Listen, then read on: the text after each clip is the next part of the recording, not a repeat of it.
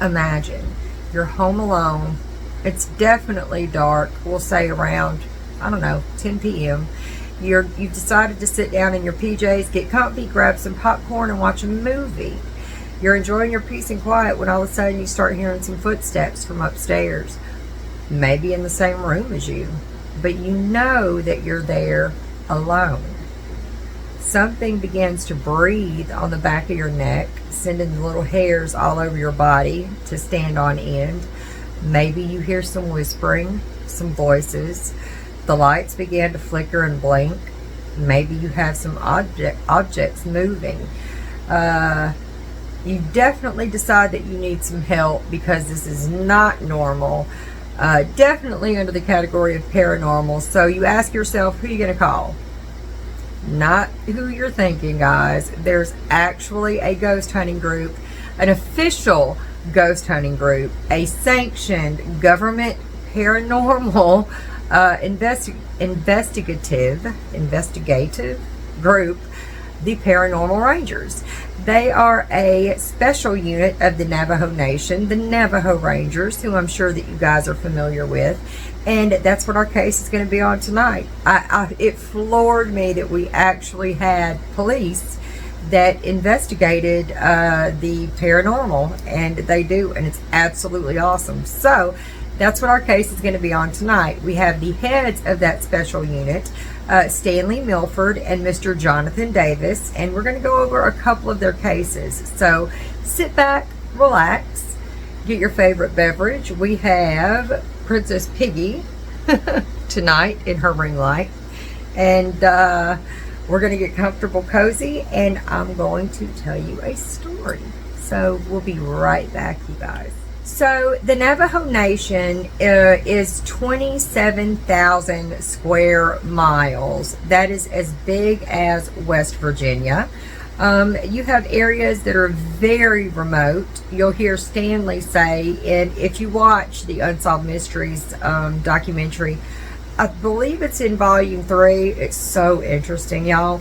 But if you do watch him, you'll hear him wax poetic about living on the reservation. And I've been there, and it's unbelievably beautiful. There is something about the desert and the vastness and the remoteness. And, you know, at sunset and sunrise, especially on the rock, you know, that's normally rusty during the daytime, you see beautiful colors of purples and golds and pinks and blues, and it's amazing. I'm definitely a desert girl as opposed to a mountain girl, so I can enjoy the landscape. But can you imagine 27,000 square miles? And they have their Navajo police departments, which are responsible for the communities that are on the reservation. It's not one big community.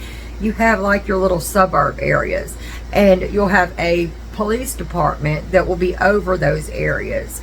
But over the entire nation, the 27,000 square miles, you have the Navajo Rangers. And what they do is they care for and protect the natural resources of the nation. I checked to see how many Rangers there were, and as of 2023, this year, there were 11 Rangers that are responsible for 27,000 square miles, and they do hold kind of a federal status. Think of a federal wildlife and fisheries agent, right? They're allowed to carry firearms and that kind of thing, and their job pretty much consists of like backcountry SWAT operations if necessary, search and rescue. They do a lot of firefighting for wildfires, especially during the summer, and the brush and everything. It gets really hot, and it'll generally burn itself off. They're also responsible for any kind of livestock on the reservation. So they deal, the special unit, with a lot of animal mutilations, cattle mutilations, and that sort of thing. And they've done a lot of different things that I wasn't too sure of. Now, the Navajo Rangers were established, I believe, in 1957, and this special unit, the Paranormal Rangers, as they've come to be known, came about in the year 2000. What happened was there was an elderly couple that lived very remotely in the backcountry, and they kept having something that was stepping into their corrals, throwing a sheep under its arm, and stepping back out, right? Just walking off into the night with its, takeaway lunch or dinner. And it was costing them quite a bit. And of course, they were terrified. I would be terrified.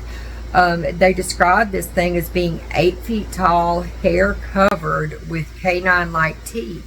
They said that it smelled like a wet dog, and it was just a very large, frightening beast.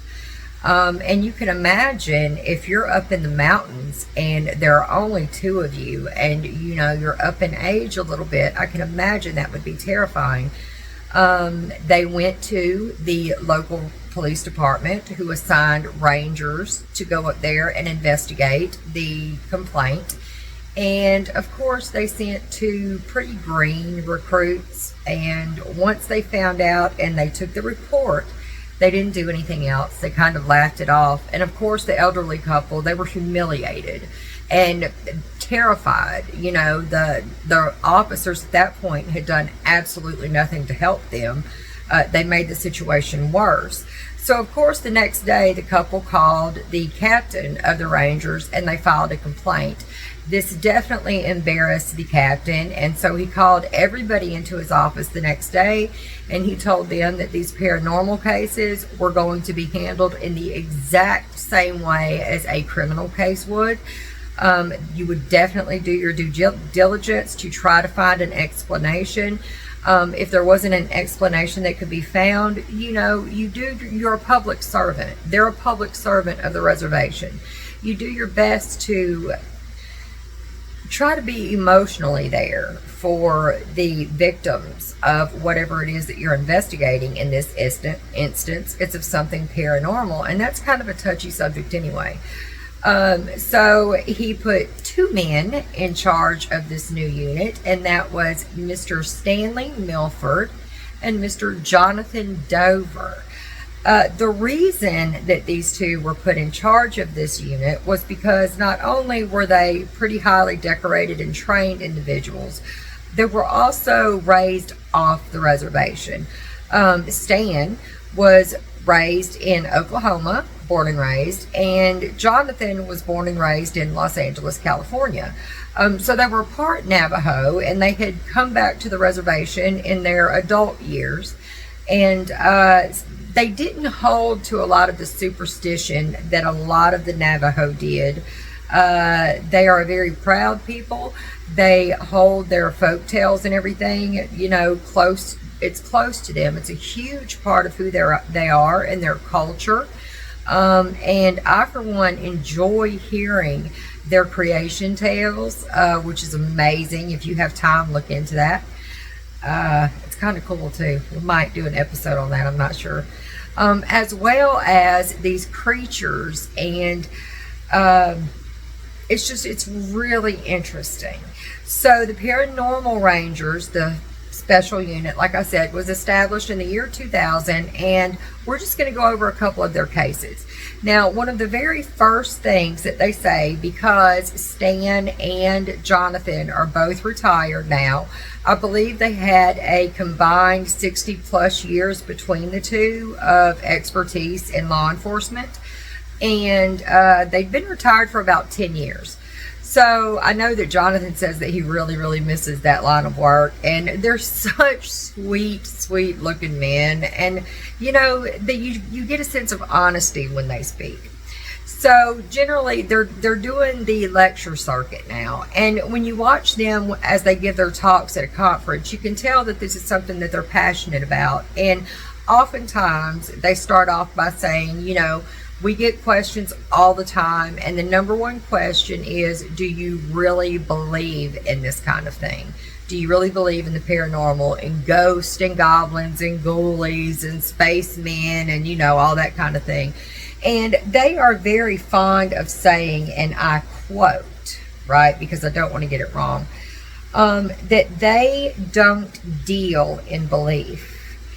That belief itself is an act of faith without evidence. And as investigators, they have to follow where the evidence takes them. No matter what the conclusion is, they have to follow the evidence, and they do. One of the first cases that struck them was actually a Bigfoot case that had happened along the San Juan River. About 30 people of that community had gotten together, and they went to their local police department to report it, and of course that police department kind of laughed them off.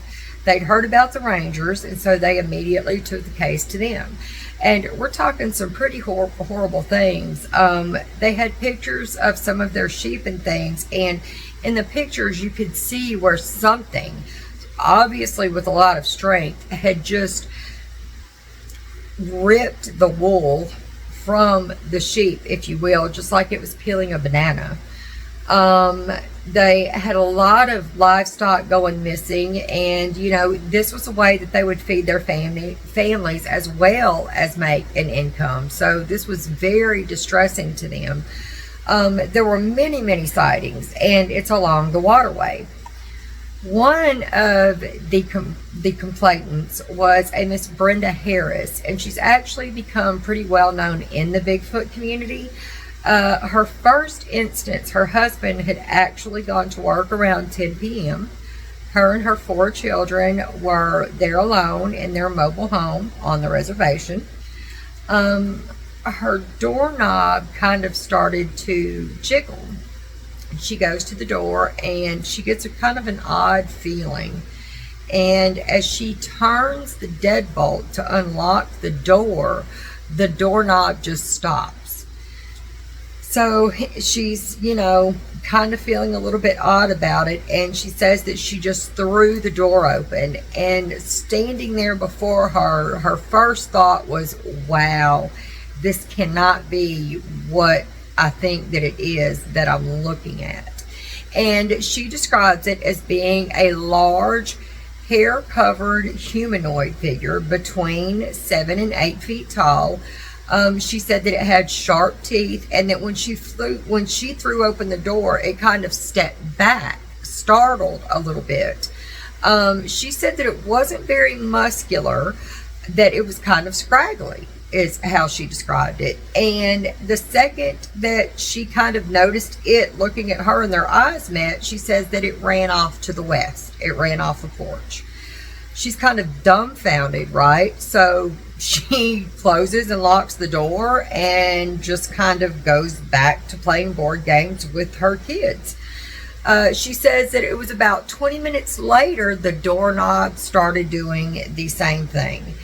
And she turned on the bedroom light, and she saw it. Again, she hears the footsteps. It ran off the porch to the west. This happened all night long. It would come to the door to try to get in. It left handprints on their window from where it was trying to peek in, I guess. And she couldn't figure out what it wanted. So she's up all night as the kids are sleeping because she's a scared mother. And once daylight broke, she said, she ventured outside and she began to look around to see if there was anything to be found from this entire night that she had just spent with this thing coming to and from her house, right? And what she found really startled her, and she knew that she wasn't crazy. It was an 18-inch footprint, and it was 4 inches wide. She called Jonathan and Stan to come and do an investigation because she was terrified with her husband working graveyard shift and her being there by herself with her kids. I would be scared too. They came and they did their due diligence. They followed the footprints through a kind of like a washed out creek bed kind of area. They saw where this thing stepped over a barbed wire fence, right? It didn't climb it, it stepped over. These footprints with toes and all actually turned out to be 21 inches long, and it had a 5-foot stride. So we're talking 5 feet between each footstep. Jonathan says he would have been doing the splits if he would have tried to take in a 5-foot stride. In the fence was a tuft of hair that was caught. Now, of course, they had no idea what this thing had come from. It could have come from a cow. It could have come from a coyote, you know, anything out there. But they collected it because it's evidence. And it still had the root end attached, which is what you need for being able to do DNA. You know, you need that little tag in where it detaches from the scalp or from your arm or wherever. But it's this little, you know, the little clear part at the end of the strand of hair. And they sent it to a lab. The labs have DNA databases that are full of millions of different kinds of DNA. So odds are you're going to be able to find out what kind of species a tuft of hair or blood or something like that comes from. In this instance, the report came back and it said that the hair was from an unknown carnivore. An unknown carnivore, you guys. Millions of samples in this database. We're in North America. It's not like there are very many things that can be considered exotic, right? And they would even have that in there. And we get an unknown carnivore. It's just really odd. There were also neighbors of Brenda's that were having the same issues. Now, Brenda had set up cameras to be able to catch this thing outside of her house, and she caught some very interesting footage. One night, there was a juvenile Bigfoot, is what she thinks it is, and she says that it appears to have come up from the ground and kind of looks around for a second and takes off at high speed once again to the west. She also had some neighbors, and Jonathan and Stan put cameras up at the neighbor's house because their property was being vandalized. And we're talking their corral was being tore up, and this thing took galvanized metal, galvanized tin, and just ripped it like it was paper. Brenda used her cameras that she put up, and they caught something very interesting. In one section of the footage, you can see the shadows reflected from, I guess, the IR light of the camera. In the right-hand corner of the screen is this silhouette, and it's out of place. It's definitely of something humanoid. She says there's no way that it could have been a tree. There was nothing around. But you tell me what you think. To me, it definitely appears to be something hairy. I'm getting that just from the way that the silhouette looks. I could be totally off. It could be a cactus or something. I don't know. But that's pretty interesting. That's weird. So that was one of the very first cases that they got. And Jonathan and Stan will both tell you that they always come at these things with a skeptical point of view. But at the same time, they absolutely know that what they're investigating, especially after 30 years, of doing this, they know that it's real and it's unexplainable right now with, the science that we have available to us. There aren't very many explanations for it. The next case I'm going to tell you guys about, I took some notes, not on my laptop. We're doing a legal pad. We're going old school, right? Is about orbs on the reservation. And I've heard this on a lot of different places in the desert, not just the Navajo reservation, but on the way to Vegas. From Big Bear to Vegas, there's this huge swatch of just darkness. There's nothing out there. So at nighttime, it's pitch black. And there was a woman who wishes to stay anonymous. She was working in Flagstaff, and every single night she took the same route home, and it was just open desert. There was nothing out there.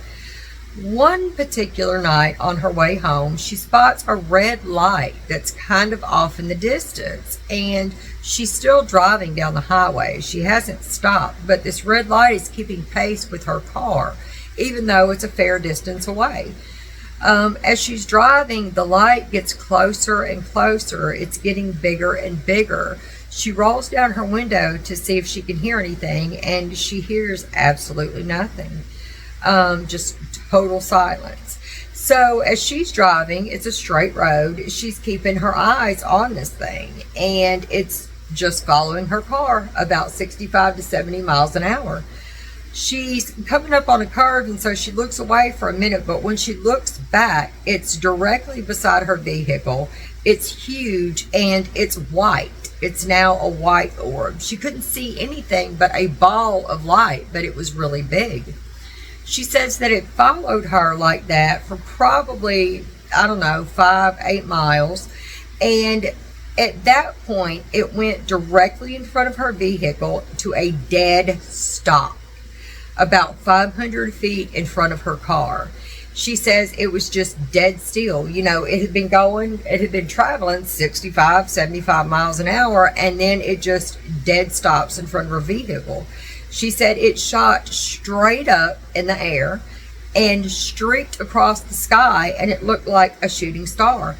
It made no noise at all.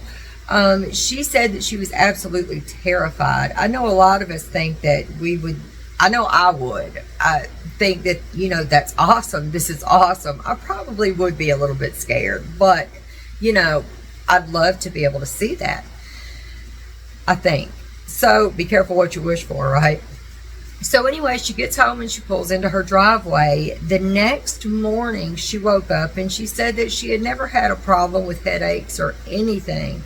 But that particular morning, she had a really bad migraine headache. She said that it felt like her skull was just splitting open. It was just throbbing. It was so bad. Now, she lived in the same area that Jonathan did, from the same little suburb. So she contacted him directly because she knew that he studied these kind of cases or investigated these kind of cases. And he comes out to the house with Stan, and they start going around the car, inspecting it, and they are taking some magnetic readings. Now, they did get higher than normal readings on just behind the driver's side door and just in front of the passenger side door. When they did a test for trajectory between the 2 points, when they strung the line through there, it passed right through the driver.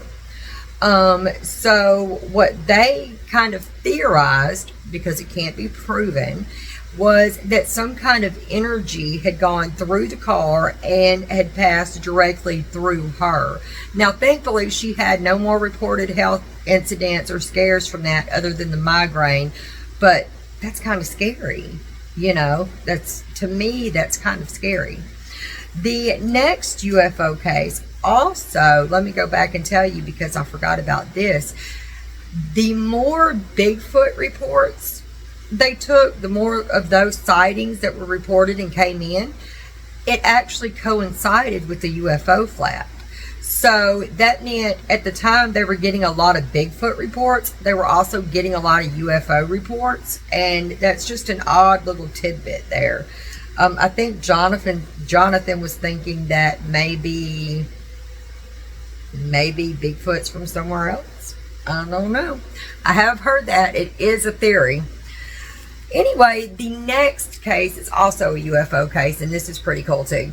There was a man, and his name was Haas Lords, and he lived on the reservation. He lived there for about a year in one specific community, and he was teaching English as a second language. Out in his front yard, he could see Satan's Butte, which is a beautiful flat-top mesa. There are no trees. It's just what I call a dead mesa. It's just rock and beautiful colors and everything. Oh God, they're gorgeous. But anyway, I digress. Haas had horses, and every night he went out to feed them and kind of put them away, and this was right around dusk or so. And one night, this red light, again, off in the distance, caught his attention. And he kind of took note of it, but he did his business with the horses. He went back in. The next night, he came out to do the same thing with his routine, and again, he sees the light. He knows there's no kind of radio tower, cell, nothing out there that has this light on there. He listens. There's zero noise. It's just kind of hovering there. Then he sees this thing slowly dip down, and then it comes back up. When it does that, he describes these red tendrils of light that come out from the bottom, almost like a jellyfish, and it begins to drip tears, is what he says it reminded him of, down to earth. Now, he has no idea what these tears are. I think that he surmises maybe they're smaller craft because this thing was very large, but he doesn't really know. It just kind of, once it dropped its payload of whatever this was, it just kind of disappeared. It came back about a week later. He saw the same thing. It did exactly the same thing. These red tendrils of light came out from underneath the craft, complete with these teardrop objects that were falling to earth. And he said, you know what? Nobody's ever going to believe me. They didn't last time. He got his camera and he took some pictures. This is what he caught. That's a wee bit odd. I don't know what it is. I don't know what it is. I believe this took place back in 2007, I want to say. I'll put a correction up here if I'm wrong. But it could have been drones. You know, we're not really sure. But the way that it maneuvered and the fact that it was completely silent, it just got to him. And he lived out there for a while. He was very familiar with the territory. And he had no idea what it was. He didn't say that he saw anything like that after that night, but he certainly said that he'd never seen anything like that before that night, and that he was a huge skeptic until that happened, and now he's a believer. Our next case is one that really got to Stan. This is a haunting case.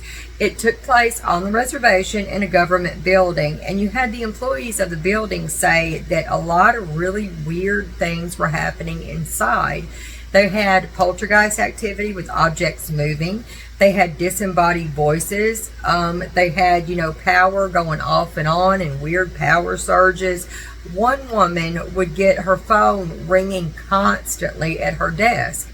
She would answer it. Nobody was at the other end of the line. After Stan and Jonathan found out, they contacted the phone company to see if they could run a trace on whoever it was that was making these calls. They couldn't. The calls were untraceable. They didn't know where they were coming from. So Stan got together a group of 6 other officers and, 5 other officers, including himself, and they went to investigate. They were going room to room, and they were taking video and pictures and things like that. And all of a sudden, the room that they had just left, they heard a coin hit the floor. They were all kind of looking at each other like, did somebody just drop a coin? And everybody said no. And Stan's like, okay, turn out your pockets, right? So everybody turns out their pockets. Nobody has any change, so they're good. And they kind of pick up the coin. Stan takes note. They took a picture, picked it up. He noticed that it was heads up, and they keep going. Throughout the night, more coins happened. Not just quarters. You had other denominations of coins, but they dropped. Every single one of them were heads up. Every single one. And they would be thrown. They would come from the walls. These things came from nowhere. Now remember, we've discussed poltergeist activity before, and these are called apports. They're just objects that appear. We don't know where they're coming from. They would come from the walls, and people would see them. Like one hit Stan in the back, but nobody saw where it came from. And they're looking in the same direction as the thing is flying from, but they don't see anybody throw it. They have no idea. So Stan, that kind of weirded him out, because it's like manna from heaven, right? You have money coming from nowhere, yet that's kind of a good thing, I would think. But anyway, they documented it, they did their due diligence, and then they went home. Stan said that when he was at his house, it was him and another officer that were doing work on their computer. All of a sudden, they hear a coin drop. Sure enough, it is a coin on the floor of Stan's home, face up. The other investigator that was there with him at the time grabs a camera, and he goes throughout Stan's house looking for this coin, this coin guy, right?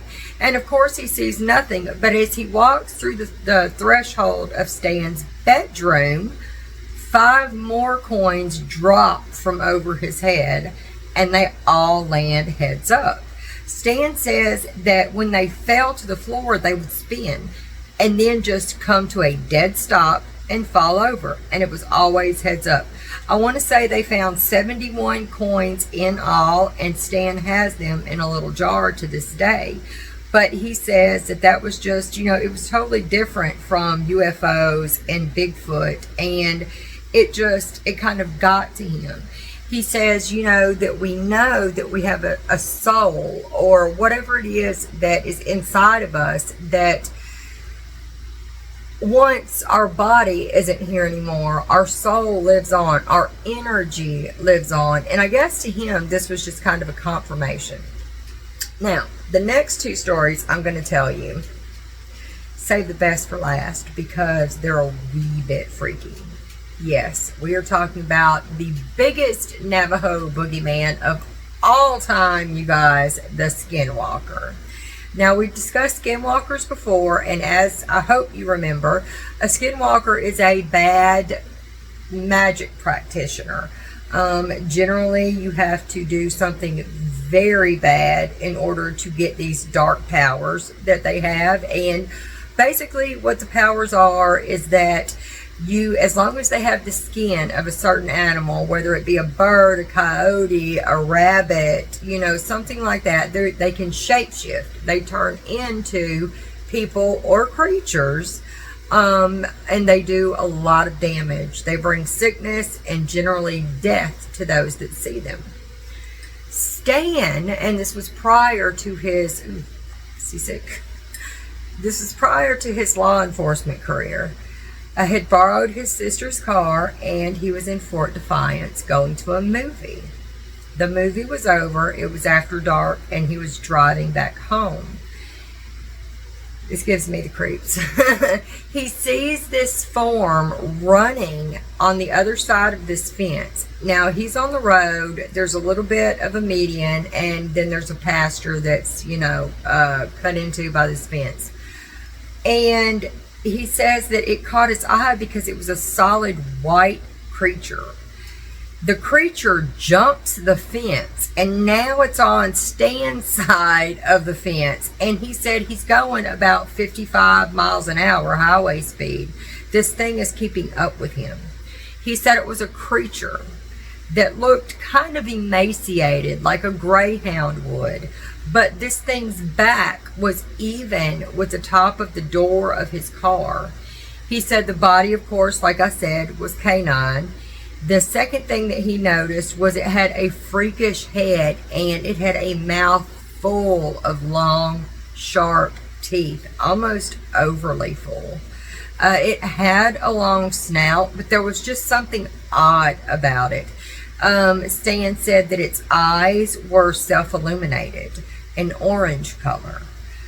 So basically, its eyes were glowing this orange color, and it was looking at him while keeping pace with the car. It sustained. We're not talking like a sprint, right? We're talking he increases his speed. This thing, this creature, increases its speed. So it's running the same speed as the car for miles. Stan said he did the only thing that he could think of, and he just gunned it. He floored it, gas pedal to the floor. He slides into his driveway, hauls ass in the house, running for dear life, and he runs into his father. Now remember, Stan was raised off of the reservation. He was raised in Oklahoma. So his father tells him, I think that you just ran into a skinwalker. And, Stan doesn't know what that is. And his father tells him, and it's generally a very bad omen. So the next day, Stan's aunt seeks the help of a medicine man who smudges Stan and says that the only reason he saw this creature was that a practitioner had cursed his family and had sent this creature to do its bidding, or the practitioner changed shape to bring death and destruction to Stan's family. He was smudged with various herbs, and you guys, you know how smudging goes, and it cleared the energy.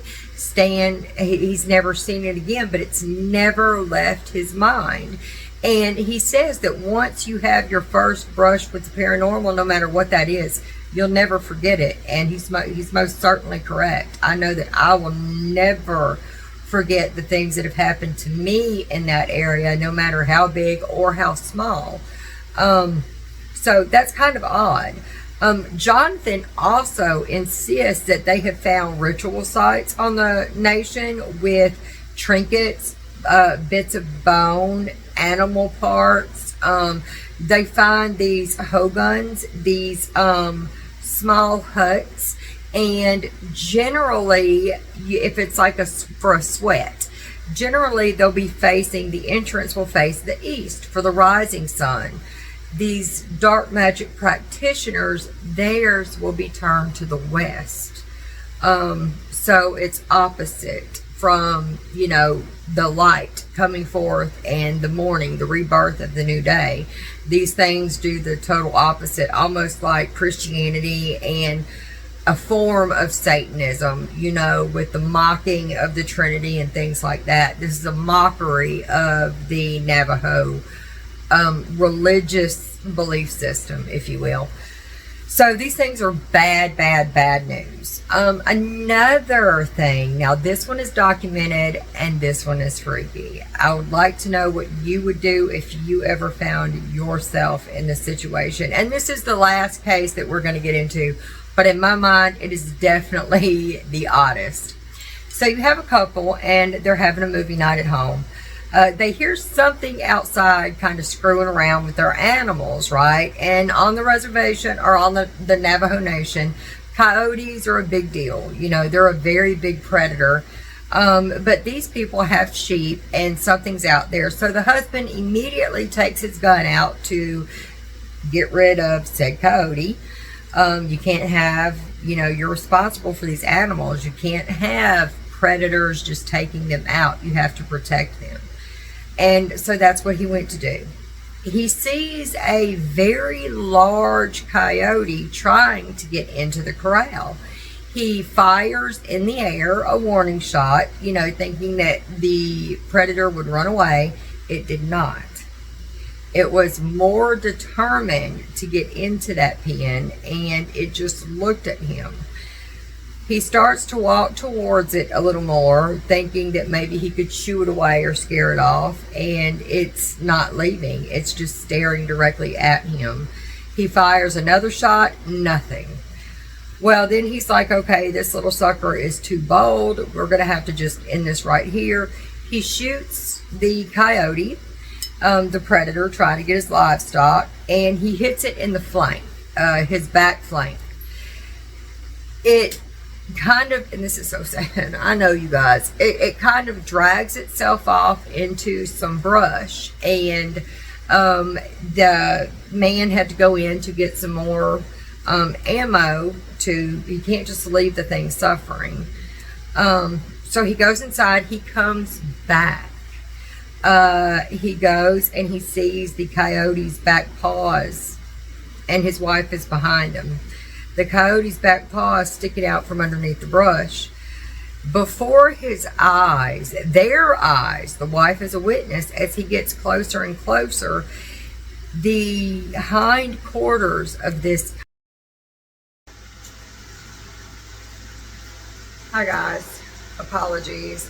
Technical difficulties. It is the next day and I needed to go ahead and finish the story so I can begin filming something else for you guys. So I'm very, very sorry. Things happen. So if you see me wearing the same thing in the next video, this is why. Anywho, we were discussing the couple, the property owners that found the coyote that was harassing their sheep. And he had just shot the coyote, the predator, and it had crawled behind some brush. When he hit it in the flank and he went out to check on it, before his own eyes and his wife's, as a matter of fact, the coyote transformed into a human being. It had the legs of a man again, and it was naked. Now remember, the coyote was not deceased at this point, correct? So neither was the gentleman. They had no idea what to do, so they called the police. The Navajo Police Department, the officers that were dispatched to their property, would not touch the case with a 10-foot pole. You have to remember that skinwalkers are the big bad boogeyman of the Navajo Nation, and they wanted absolutely nothing to do with this. So they put the man in the back of the truck, and they took him to the hospital to seek medical attention. The gentleman was sane, and he was healed. They released him, and he went home. A few days had passed, and the wife was absolutely beside herself. She had no idea what to do. And so she called Jonathan.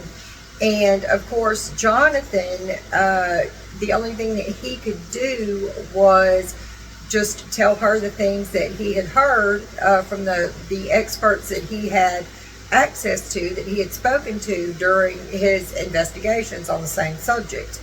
And that was that they usually bring sickness and death, and it was probably someone that she knew. It turns out they did know this man. Talk about awkward.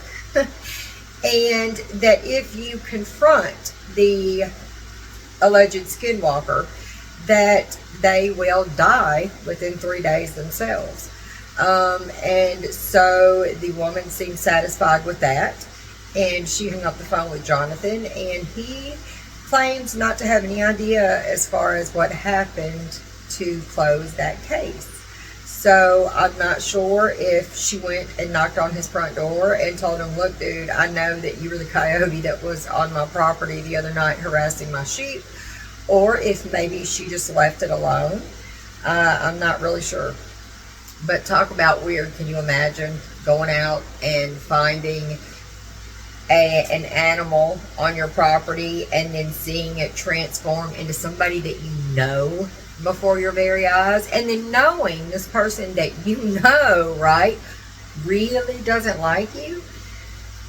And that, I don't know, it just makes for an awkward situation all the way around. But yeah, you guys, they actually had a special unit that investigated these supernatural claims and reports, and I think that it's pretty cool. They have, yeah, and they're writing a book. Jonathan's actually writing a book. I'm not sure when it's going to be out. I just heard about it this year. So as I get more information on that, I'll let you guys know, because I know that I'm definitely very interested in reading that myself.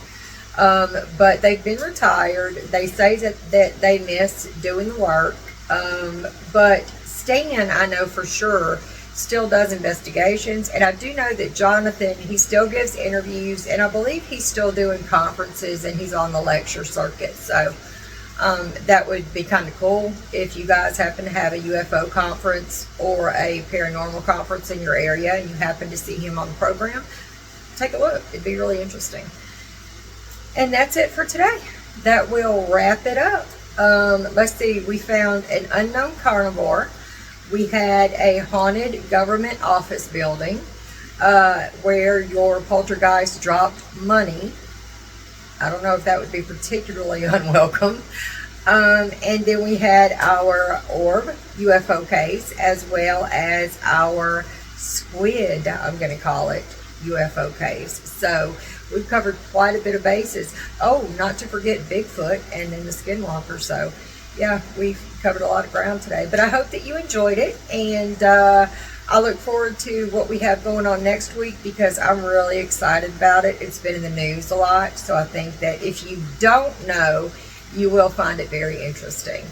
If you enjoyed the content, please slap a like on the video. It always helps so much. Please subscribe to the channel. I love having you guys here. Please leave a comment in the comment box down below so we can get a conversation going. I enjoy hearing anybody else that has something in common with what we're talking about. I've heard a couple of people that have had some UFO experiences as well as some haunting experiences, and that's awesome. If you have any cases that you would like to cover, just leave that in the comment box down below also, because I enjoy the ones that I don't know a whole lot about. There's kind of a topic I'm looking into now that is a subscriber request, and there are actually a lot. I didn't know how much I'd be able to find out on the subject, and there's actually a lot on the subject, and it's not just about scary things. So anyway, I say all that to say I love to learn about interesting things, and I like to bring them to you when I find out about them. So yeah, slap that subscribe button and join us here. So I think that's it. Yeah, I'm going to get busy and film this next one, and I will see you guys here in just a little bit, and I thank you for staying with me. So remember, guys, say your prayers, send out good vibes, and always try to stay in the light. Stay safe. I love you, and I will talk to you later. Bye, guys.